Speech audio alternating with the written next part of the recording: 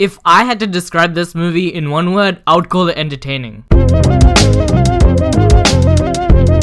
So guys, the sequel to Happy Death Day 2 You was recently released, so I decided to return to this movie to rewatch it and see if I liked it as much, if I liked it better, as if I liked it worse. I really wanted to see if this movie held up on rewatch, and also I want views, which I ironically will not get. The first time I actually found out about Happy Death Day was when I was watching the John Campea show, and he mentioned that he was gonna watch this movie and he wasn't really looking forward to it, and then he was really surprised to see it, and I was curious to see it myself, as I saw the trailers didn't really look that good.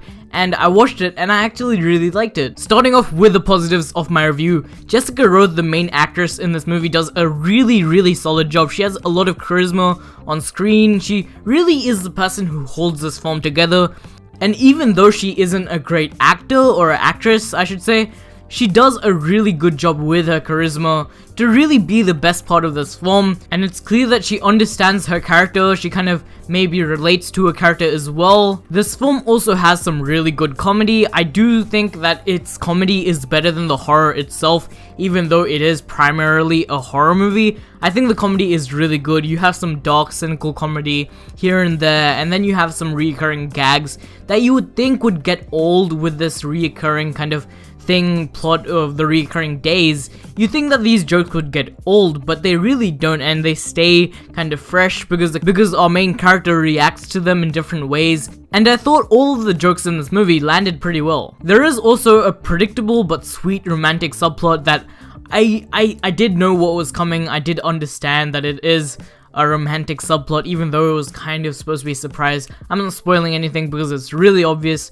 but I think it was pretty sweet. The chemistry between the two actors was very apparent, and I just found it very enjoyable to see these people together, and it worked well for the movie. And also, I kind of believe that they both kind of fell in love with each other with this one day thing. Normally in this plot, in something like Groundhog Day, even though it also does a pretty good job with its romantic story, with that kind of movie, it's hard to have a romantic plot going on, but I thought this movie did it pretty well, even though it was a bit predictable. This film also does a very good job at subverting particular cliches that you think are coming up. You think that this cliche is gonna come in this film, and it kind of comes, but then it backtracks on it and kind of subverts it, and it causes for a slightly unpredictable experience, even though the romantic subplot is pretty predictable. I think there's certain things that you expect to happen, especially during the last act, that really change up, and I thought in that way the plot itself, not including the romantic subplot or some other subplots, I thought the plot itself was quite unpredictable. I also thought the musical score was pretty good, especially in the first kind of half of the movie. The music was really good. At the second half of the movie, it was good, not great, but I think it did a pretty good job, especially when our main character is first experiencing this time travel sort of thing, and she's really confused. I thought in that kind of scene, the music worked really well. Now, I do have some negatives. This doesn't mean that I don't like this film. It's natural. I have negatives for literally every film, even though they might be really small for some films. I do have problems with every single film I watch. My first problem is on second viewing. It's kind of, the dialogue is a bit spoon-feeding, not the dialogue itself, but you have some monologues in this film where the character talks to herself, and you know that it's directed towards the audience, and she says stuff that's very obvious. You would understand what's going on. Like, there's this moment where she's finding a remote, and she's like, "Where's the remote?"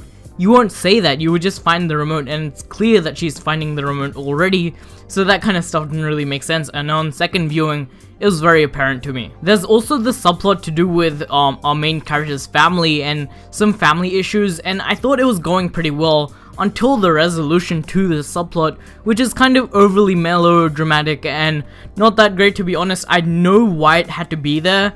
I just thought it could be executed a bit better. So guys, as you can probably tell, I really like this movie. I think it's really great fun. I don't think it's anything great. I think it's just a fun little comedy horror film, which isn't really a horror film, but yeah, it's really good. I think a really good movie, not a great movie, as I just said. I don't know why I'm repeating myself. So guys, I'm gonna give Happy Death Day a 3 out of 5 stars. Yes, that is a 3 out of 5 stars.